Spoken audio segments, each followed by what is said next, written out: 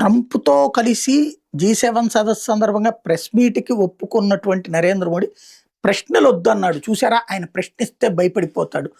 ఇది మా రాహుల్ గాంధీ ప్రశ్నించినా భయపడిపోతాడు. మా కేజ్రీవాల్ ప్రశ్నించినా భయపడిపోతాడు. మా బొద్దింక ప్రశ్నించినా భయపడిపోతాడు. ఇది ఇప్పుడు ఒక సోషల్ మీడియా ప్రచారం.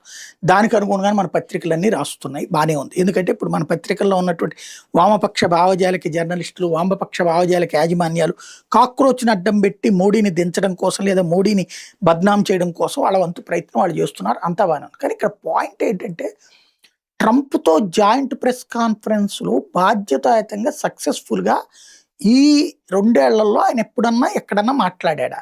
ఒక్కసారి గుర్తు తెచ్చుకోండి. ప్రతి ప్రతినిధిని అవమానిస్తాడు. ప్రశ్నల పేరుతో అడ్డదిడ్డమైన ఆన్సర్‌లు చెప్తాడు. అక్కడే కూర్చొని అవమానిస్తాడు. దేశాలకి తగిన విధంగా కాకుండా విచ్చలవిడిగా మాట్లాడతాడు. ఇప్పుడు ఫర్ ఎగ్జాంపుల్ అందులో ఓ పాకిస్తాన్ రిపోర్టర్ ఉండి కాశ్మీర్ విషయంలో మీరు జోక్యం చేసుకుంటారంటే ఓకే మేము జోక్యం రెడీ అంటది.